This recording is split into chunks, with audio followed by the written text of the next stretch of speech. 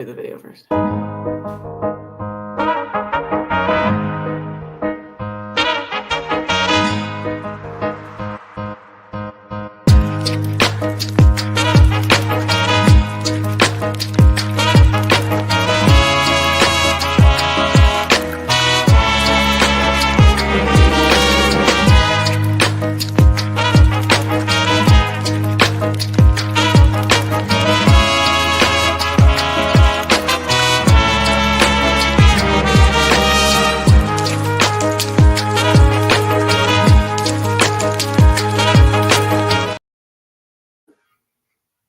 Hello, hello. 'Tis us. I can't with Scotty. And it's funny because I can hear my mom listening to the intro of the podcast. So like she's like 2 seconds behind. It's funny. Anyway, hello, welcome.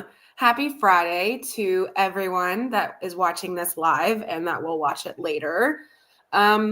Yeah, we're on a mission today to double up games and double up episodes so that we can get all caught up so that we can enjoy tomorrow's game and not have to worry about doing 75,000 episodes.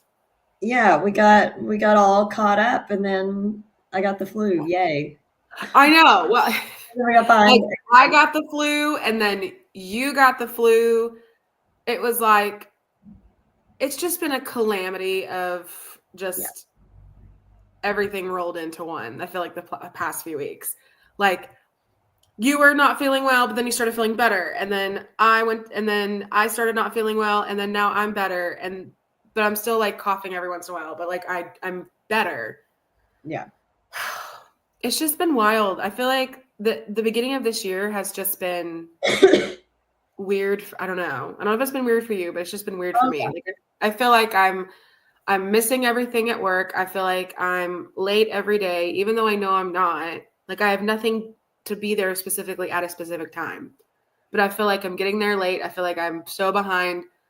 I feel like I haven't done anything productive in the past 35 days of the first of this year. I don't even know. Yeah, the first of the year has been a rocky start. And the fact that it's already February. Yeah. Where's the time gone? I just feel like I'm ready to throw my cell phone in a lake somewhere. Oh, I'm so ready to throw my cell phone and my laptop into a like volcano pit. Yeah. Like case in point today, I have never had so many text messages before noon in my life. Okay. Like if I hear the text message ding one more time, I'm gonna text messages, emails, work emails, personal emails. I'm like, okay, why is this on a Friday, happening? Yeah.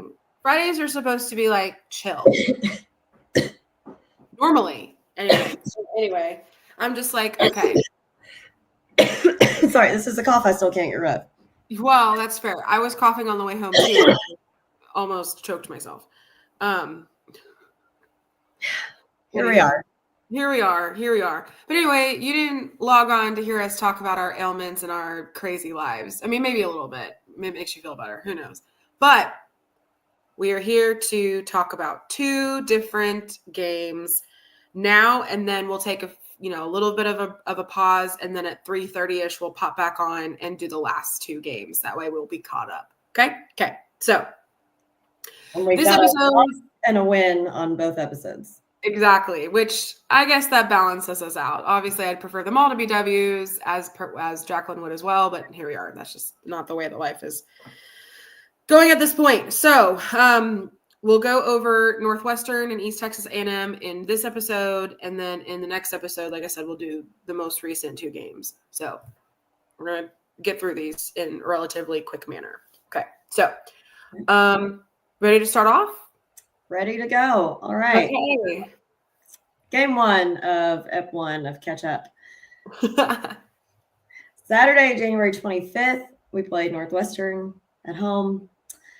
Before this game, our matchup history with Northwestern, we had 41 wins and 35 losses. The largest margin of victory was 97-50 in 2018.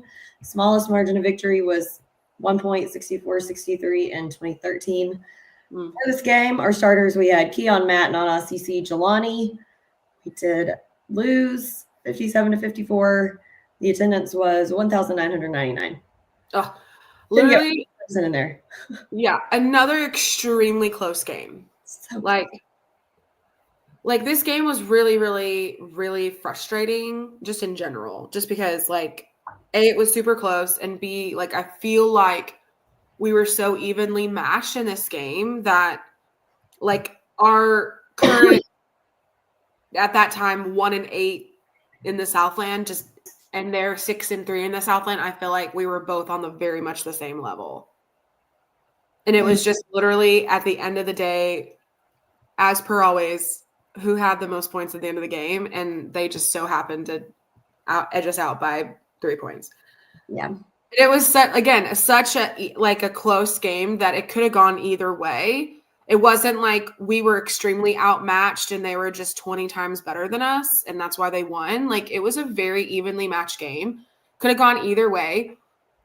We just didn't have enough at the end of the day. And plus you could see when we go over the stats in a second, there were obviously some errors and holes there. Now, was this the first game that Tony was in charge of, or was that the next game? Has he been in charge of 3 games? Oh, that's a great question. I'm just trying to remember if this was the last game that Keller coached. No. This was the first one with Tony because it was my mom's birthday whenever. Okay. January 25th was the first game with Tony. Okay. Yeah. Okay. Yep. Okay. All right. All right. On Kennedy stat section, our field goal percentage was 30.65%. 3-point percentage was higher than the overall. Field goal percentage at 40.74. Free throw was 41.67%. We had 16 points in the paint, 11 points off turnovers, 6 second chance points, 6 fast break points, 16 bench points. We had a total of 43 rebounds, 10 offensive, 33 defensive. We had 19 fouls, 17 turnovers. Northwestern had 18 turnovers. We had 8 steals and 12 blocks. Ron says, yes, it was a first. Perhaps if we shot more from behind half court, we would have won. I guess that's the trick. Maybe so. Yeah. Game leaders for this game, we had Matt with 15 points, 7 rebounds, 2 steals, 1 block, 1 assist. Something in every column. Miles with 9 points, 2 rebounds. CC also with something in every column, 8 points, 5 rebounds, 3 assists, 3 blocks, 1 steal. Nana with 8 points, 3 rebounds, 3 blocks. Yeah. Some typical guys up there really leading the pack. But I mean, obviously, of course, Matt just showed out, and I'm gonna have to also give him player of the game. I think Jacqueline said the same in her notes. But huge shout out to Miles again, who's still coming off injury. And illness. Yeah, and illness, exactly. Love to see that. Love to see it. Yeah, all that stuff looked good. Some good, some bad. So we'll go over the feats of strength first. Like Ron said it, the 3-point percentage was good. Yeah. To be fair, again, when you look at the stats, like we didn't have a lot of points in the paint. I mean, I know we're doing positives. We had 16, but we only held them to 18 points in the paint too. So to me, that's a positive. Yeah. So we're doing really good at kind of guarding the basket there. So that's good. Love to see that. I mean, their field goal percentage was also not great at all. We actually had a better field goal percentage than them. Theirs was 28.6. So, I mean, again, not great by much, but still we had a higher field goal. So I'll take the win there. What else? Let's see. Our rebounds were good. Yeah. We did not out-rebound them, though. They had 53. Yeah. But still, I mean, being in, like, we were in the 40s in rebounds. I think I saw somewhere that we were, like, number one in the Southland for, like, offensive rebounding or just rebounding in general, which when you say it like that, I'm like, that ain't fucking right. But it might be. Shoot. Maybe. Forgot to also mention that this game was overtime. That's right. That's right. Yeah. So let me pull up the rebounding stats. Let me see. We hung in there. Actually, yeah, we are number one in the Southland for team offensive rebounds. So,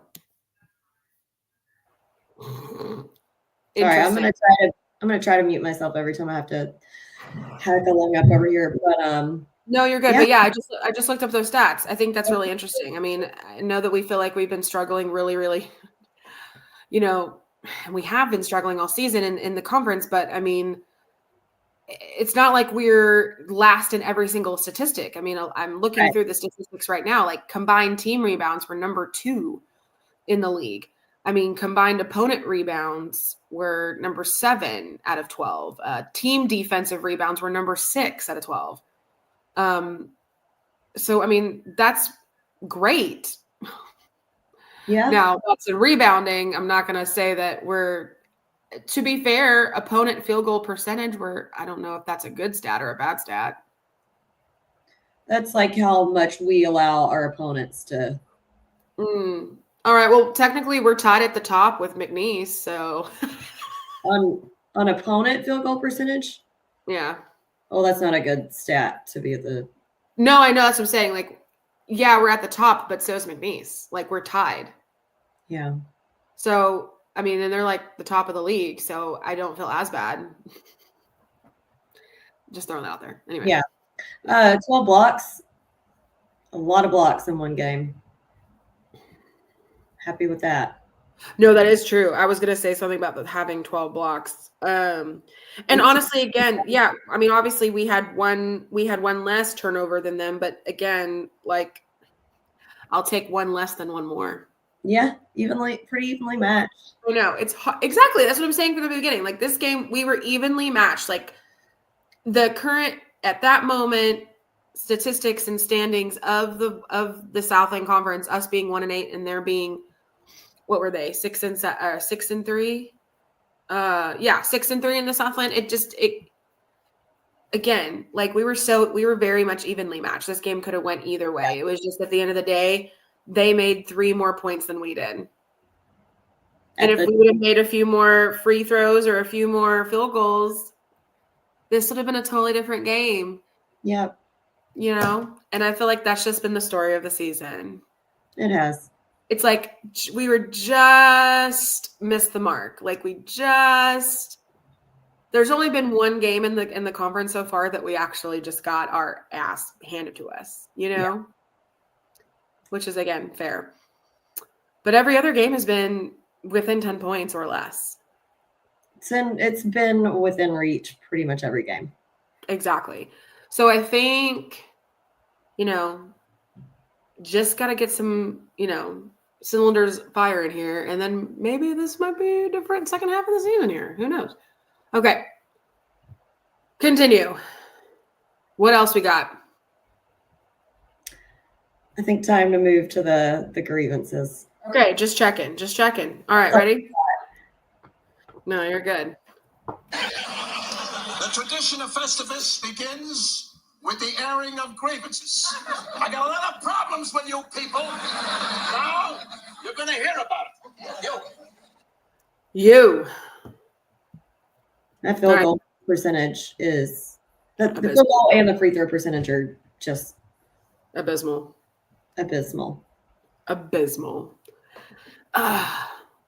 Like, I hate this because, like, it's not fun. It's not fun having way more grievances than strengths every game. It's not fun having to sit here and, like, dig deep to find positives in these games. Like, it's not fun. But we're doing this for the good of humanity, I guess. I don't know. Like I'm trying to be positive, but it's just been hard. It's just been hard. Doing what But we can. Exactly. So, yeah, obviously the statistics not great, but to be fair, I think it says a lot that the statistics and our our percentages were absolutely abysmal, and we literally almost won this game. Yeah, took it to overtime and was well within reach. So again, I think that's the only reason that it's really frustrating. It's not that we're like, well, we just suck and this is what it is. Right. When it's within reach and we just can't seem to get the pieces to connect correctly. It's frustrating. I know it's frustrating for the guys. So anyway, we have more fun games to discuss coming up and to look forward to. So we do. Onwards and upwards, you know. Absolutely. No, I totally agree. It's just like I said, it's hard to like sit here and do all the L's, especially it'd be easier if like there were glaring reasons why we were losing all these games. Like, like just getting blown out, absolutely demolished every single game. But it's the fact that it's so close every single time. It's like if we would just shot one more three, if we would just hit, a couple more free throws, if we would just had a couple more field goals, this would have been a totally different season/story. Let's see. What did Ron say? We had the ball for the win in regulation and overtime. Matt couldn't get the shot off, and our layup was blocked. Yeah, I mean, again, so close. Yeah. Which also brings up that's going to be my irritation of shot clock issues. Yeah.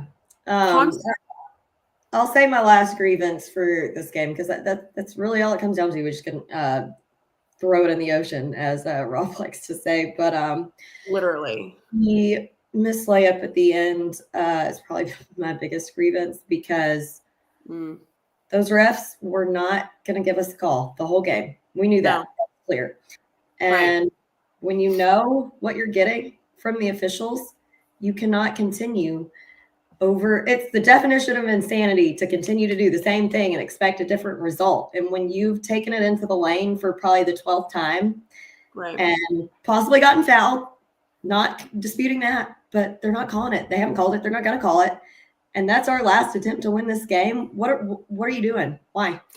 It was just a bad judgment call. It was just a bad judgment call. It's not. Yeah. Right. I mean, and again, it's just been glaringly obvious that our shooting is just not where it needs to be. I don't understand. Like literally I couldn't even count how many games like we couldn't. But it's just so strange because like we'll go on these crazy streaks where we're literally hitting everything. And then we'll go for another streak where we couldn't hit the broadside of a barn. And I feel like that streak goes on longer than we hit everything streak in these games. Now, the couple of the games that we just played, different story. Like the shooting was it was like completely different. But it's like, I feel like in these losses, my God, we can't hit anything. Like the basket could be 10 foot wide and we still wouldn't hit anything. Yeah. And I will say just to going off, you said that it does get better in the next few games. To give a little spark of positivity going forward, having played basketball and being a shooter, shooting is such a mental and emotional thing because, I mean, if you have the touch, you have the touch. If you can shoot, you can shoot. But 100%. It's an automated like muscle memory thing. Your body knows how to do it, but when you get in your head the tiniest bit, it can completely just not show up. And so I think, there were a lot. I won't get into all of them. If you know them, you know them. But there were a lot of factors the whole season that have been, in the guys' heads. And one little thing can really just bump you off. And so I think we're seeing them start to get it back together up here, and it will come back. Yeah, like you can tell a complete change, and this will be the last thing I say on this game in general, is just you can see the difference on the court and on the sidelines, on the bench, in terms of everything, in terms of their excitement, their cohesiveness, their togetherness, just in general, how excited they are to be on the team and playing with each other and playing for each other. And no matter how we felt or feel about Keller, you can tell that these boys really, really love Tony and that they're playing for Tony and for each other. And I think that's honestly what they were missing this entire Yeah, the energy is shifting. So completely shifting. You can just tell how you can just tell. You can just tell. If you watch Lumberjack basketball and or you go to every game, like it's a very obvious difference. So got a comment from Jose. Yay, Jose was worried about me. I think we all were. I mean, like you got sick, you got better, and then you got sick again. And like Jacqueline doesn't miss basketball. She doesn't. And the fact that she missed 2 this season is like a record. It's been like 6 years since I've missed a home game, and I have missed 3 this season already from being sick. Yeah. Oh, that's right. It was 3. I thought it was 2. Holy crap. Yeah. So I missed 1 when I just had the crud or whatever, and then I missed 2 when I had the flu. Yeah. Oh, babe. All right. Well, she's back, baby. Okay. So 1 word to describe the entire game for the Northwestern game. Again, I think it's just going to be for me, just close. Yeah, short. I mean, we were just a little bit short. Just a little bit short. Absolutely. I agree. Okay. Moving on to the East Texas A&M game on Monday, January 27th. Keep in mind, East Texas A&M used to be called A&M Commerce. So if you're confused, you're like, who the hell is East Texas A&M? It's A&M Commerce. And no, they're not in East Texas. Yeah, former Texas A&M Commerce. Sorry, I will. Yeah. I will. All right, so I will stand on business that is not East Texas. Yeah, I agree. Sorry, Commerce. So this one, yeah, sadly, was first one I missed with the flu, and it was the first one that they won under Tony. So that was a bummer. Yep. But anyway, Monday, January 27th, at home, we played East Texas A&M, formerly known as Texas A&M Commerce. In our matchup history with them, we had, going into this game, 18 wins and 11 losses. Largest margin of victory was a whopping 40-point win, 86-46 in 1985, before either of us was even born. Smallest margin of victory, 78-76 in 1983. Our starters for this game, we had Matt, Keon, Miles, CC, and Jelani. Score, we won 79-72. Worst team in the league, but a win. We will take it. Attendance is 1,225. Huh? I will say that there was a difference in, I don't know if was it in the Northwestern game too? Yeah, so they started playing. This was the first game that Miles entered the starting lineup, because before the Northwestern game, Nana was in the starting lineup.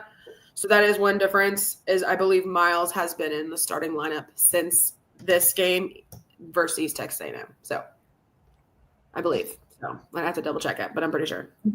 I think that's. I think it's right, but except for the most recent game, he didn't play because he's sick again. Somebody get this boy some elderberry gummies and a freaking allergy shot. Yeah, because it was I think the NOLA game.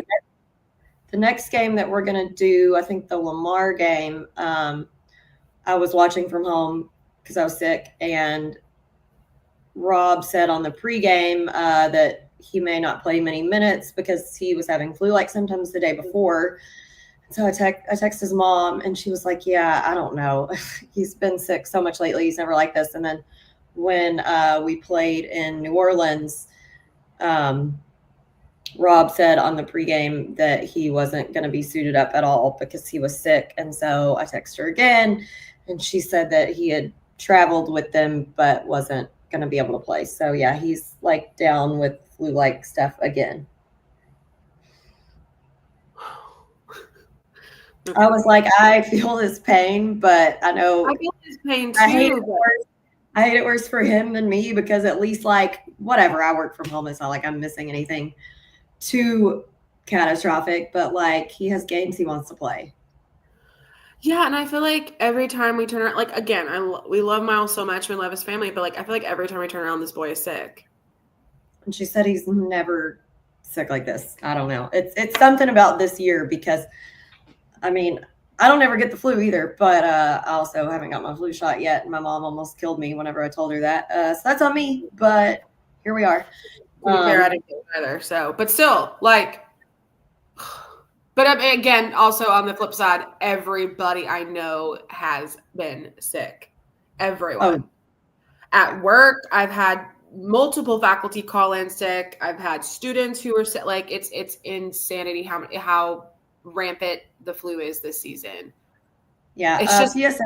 Run to Walgreens and get your free flu shot because everyone's getting it, and it's so. I have not had the flu in years, and I build up your immunity somehow. I rarely run a fever when I'm sick. I just don't, and I was running almost 103 temperature. Like I was dying. My mom was coming daily just to clean my dishes and make sure I ate soup and took a shower. Tess, this team has been going through a lot this season, but still continue to play with heart, in my opinion. Yes, the losses suck, but the wins are rewarding. I agree, Alex. I noticed that right away. Love them. They are having fun and are very animated on the sideline, and I love it. Agreed. I agree. Agreed, Mom. Anyway, but yeah, so anyway, we don't have to talk more about getting sick and the flu, but yeah, anyway, it's just been rough. It's just been rough in terms of just like for Miles. I feel like he's either been injured or sick. And so it's very like up and down. He can't get into a rhythm being on the starting lineup because he's so up and down. I mean, anyway, okay. So back to the game. Sean Kennedy's stat section. Field goal percentage looking better, 48.33%. Three-point percentage, 54.55%. I mean, we just keep doing better from the three and not hitting anything from the field. But throw percentage, 75%. Lord. I have to stop on that for a second because that's great. Points in the paint, 32, back where we like to see it. Points off turnovers, 3. Second chance points, 14. Fast break points, 7. Bench points, 28. Total rebounds, 34. 14 offensive, 20 defensive. We had 14 fouls, 11 turnovers. I cannot tell you how happy I am. That's an insane statistic. Almost single digits. Almost, Can you believe it? Opponents turnovers 16. We had 10 steals and 5 blocks. Our game leaders, we had Matt with 21 points, 3 rebounds, 2 assists, 1 steal. We had Keon with 17 points, 6 rebounds, 10 assists, 3 steals, double, which is why Matt was high point by 4 points. I gave the player of the game to Keon on this one, 17 points and 10 assists. I mean, very good double, really getting the ball to people to get it in the hoop. We love to see it.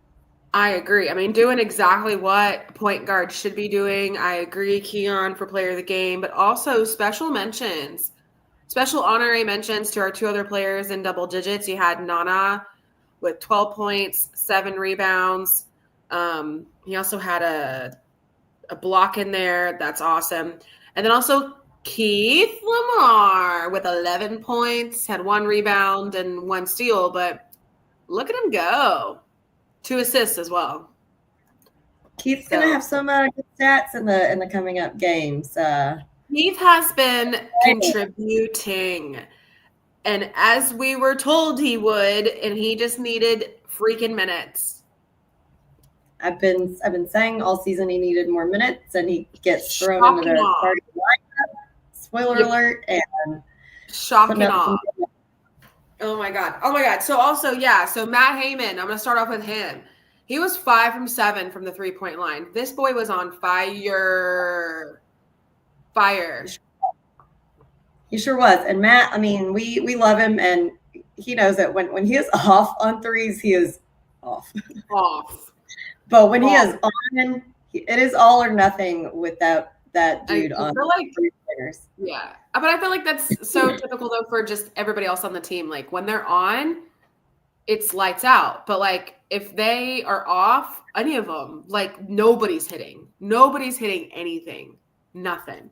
And that's the only reason that we get down on the losses is because none of these guys are mediocre players. It's not like, yeah, they're going to do mediocre all the time. Like we see these when they're good, it is great. And so whenever they have bad games, we're just like, what happened? Yeah. Like how can you go from playing so amazing one game and like shooting everything, hitting everything, it's like everything's firing, all cylinders. And then, like, you go to the next game, and it's like they're struggling to hit a freaking free throw, you know, or they're struggling to get into the paint where we usually dominate. And so it's just like, my God, somebody answer these questions. Somebody give me the special fix. Somebody give me the solution. And it's just like there is none. It's just weird. Sports are stupid. Yeah. But, you know, like everything really was a feat of strength on this game, pretty much. Agreed. Our foul percentage was almost 50%. Mm-hmm. Our 3-point over 50%. Uh-huh. Free throws at 75%. I could cry tears of joy. 100%. We had no technical fouls. I don't think anybody fouled out. The only person who was close to fouling out was Keon with 4. So that's good. 32 points in the paint. I'm telling you. I see nothing but positives from this game. Yes, we played East Texas A&M, who was the last in the league, but we were also second last in the league. So it's not like we were, you know, leaps and bounds, you know, ahead of them in the standings. We were right above them. So evenly matched, technically. But we played well. We made the shots we should make all the time and got the win. And it was great for the boys. They really needed that pep up, I think. Oh, yeah. You know, like that really, really, really helped a lot in their confidence levels. And agreed. Laura agrees as well. Hi, Laura. Mom said, I hope Clayton is better. His back wasn't good. I know that is one thing we haven't mentioned. Clayton's, if you've been watching the games, Clayton's been out for multiple games, and that'll come up in the next 2 games. Yeah. So just hold on for that one. But yeah, great game. Love to see it.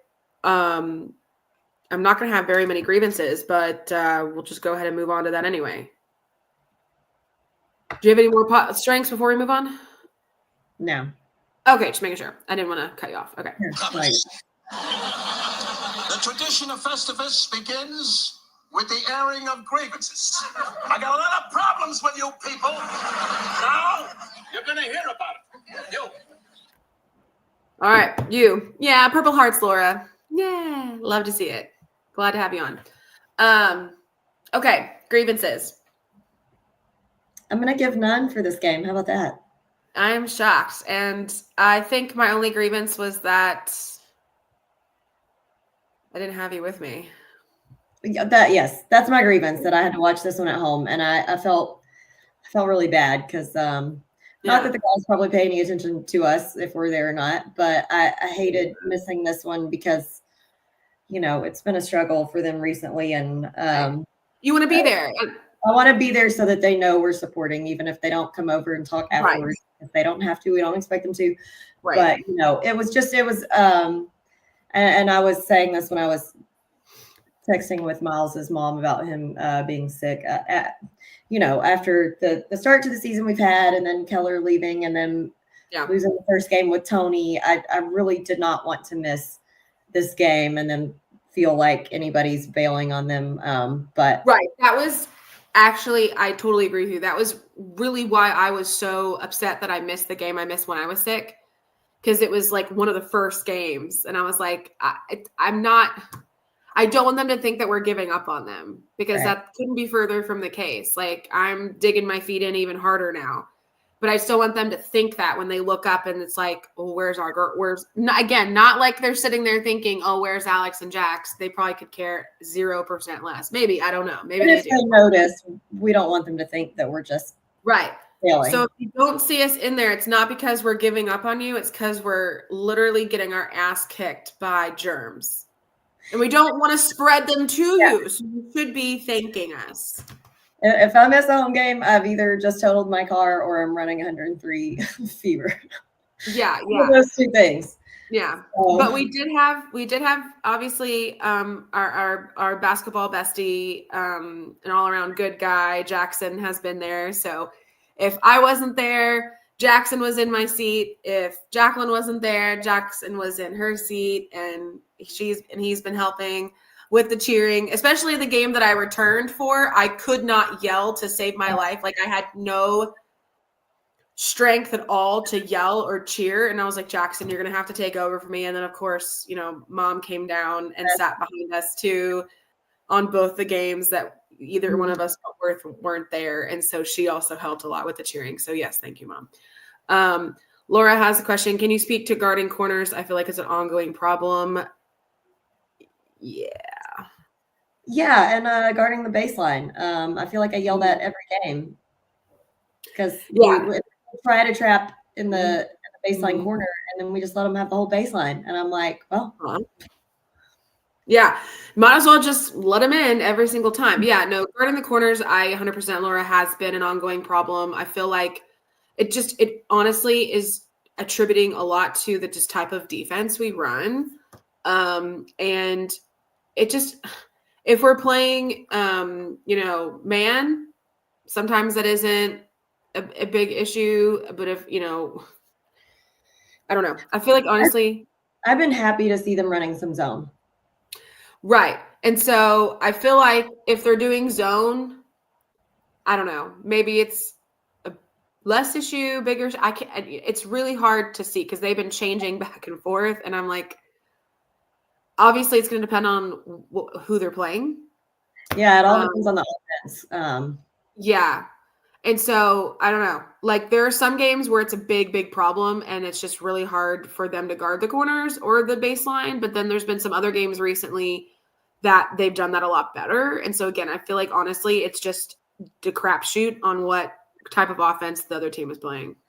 Well, and I think the main thing that's going to help the guys to get there is because if you think about it, really, I mean, of course, it depends on what type of offense they're running, but it all comes down to the cohesiveness and communication between the guys, especially, well, I mean, equally with zone or with man, because if man to man, if you get beat, you have to be talking and your teammates have to be paying attention and aware to help.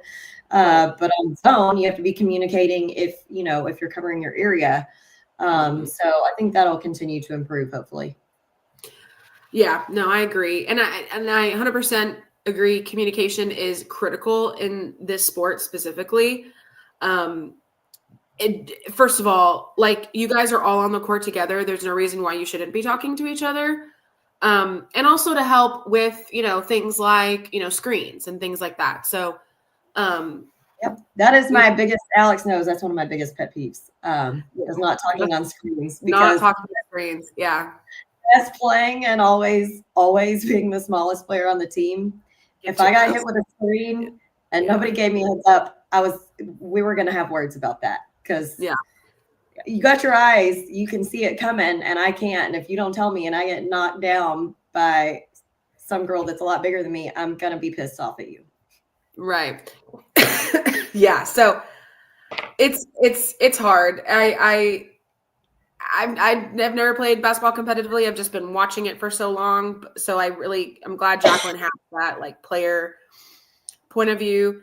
Yeah. I wish I had the secret sauce in order to, because it's so frustrating when you see a guy literally just sitting on a corner and you know that he's just sitting there waiting for the ball, and he's not even getting guarded. He's just wide ass open, just waiting for the ball, and you're literally screaming in the stands like, guard the corner, guard the wing. Like, he's standing there for 20 minutes basically with his hand in his pants, like, you know, plenty of time to get set and just wait for the ball.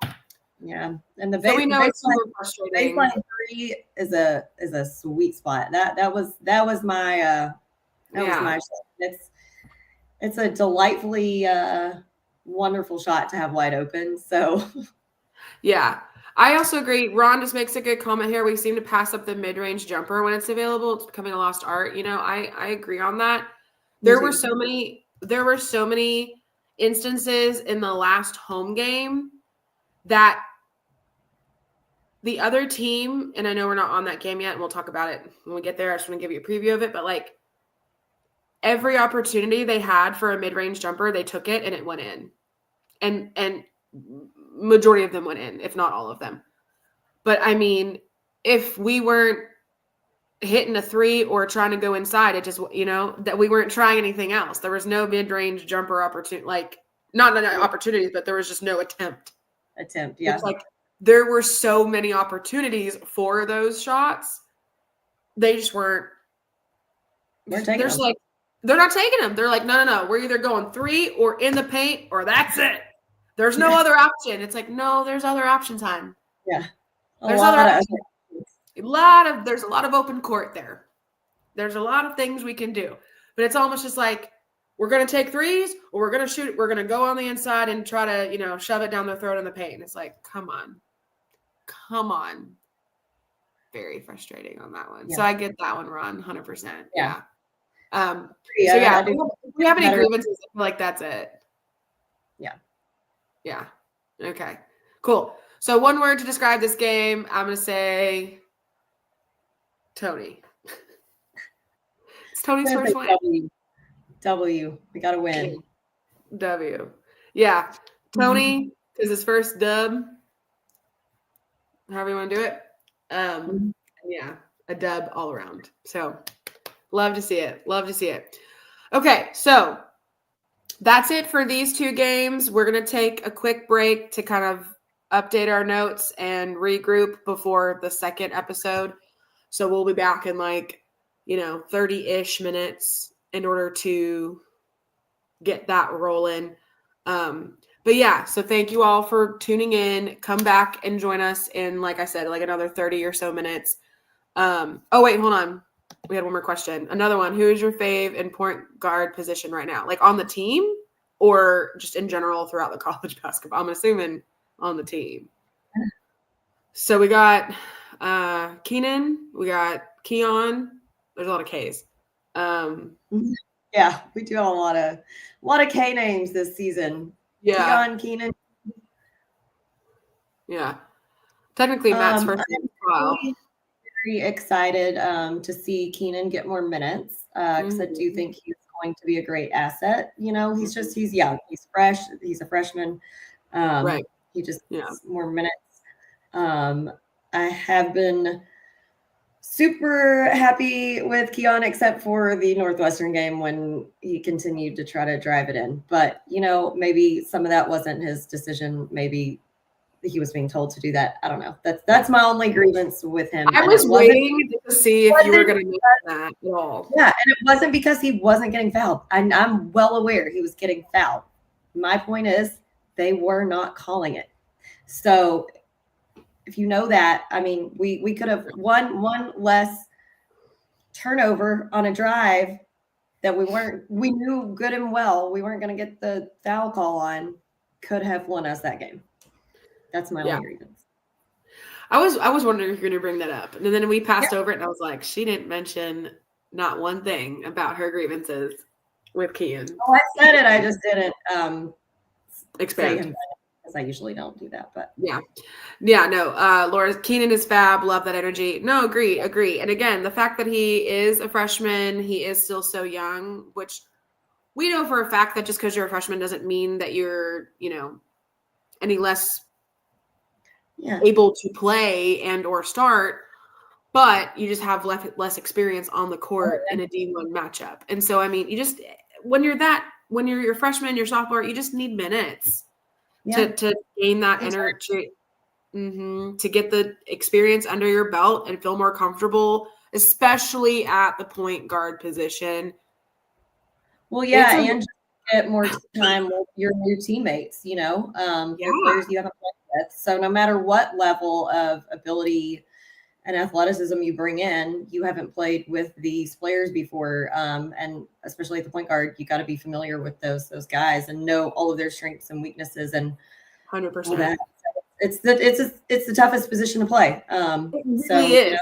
It's like, I mean, you're kind of like the leader out there on the court. I mean, you're the guy making the moves, making the decisions, basically you're herding cats out there, and you got to know how to herd cats, and you got to know the plays, especially if the coach on the sideline is yelling out these plays and you're in charge of setting the stage here and moving the pieces around and making sure people are in the right spots.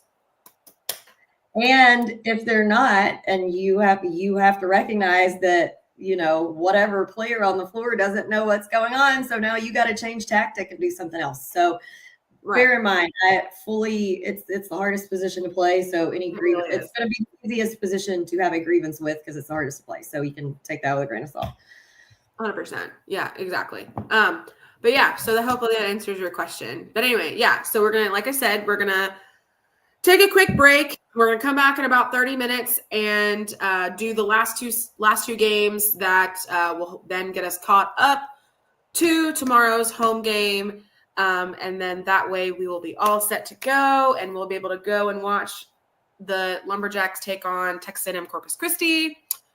And then we'll be good to go. So hope everyone has a wonderful 30-minute break from us, but we will be back very soon to wrap up the rest of these games. So hope you have a wonderful break, Jacqueline. Oh, thanks. I'm going to literally do nothing for 30 minutes.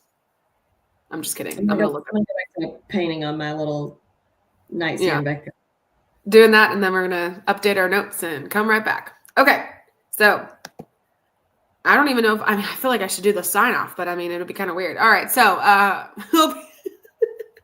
Axe and Jacks.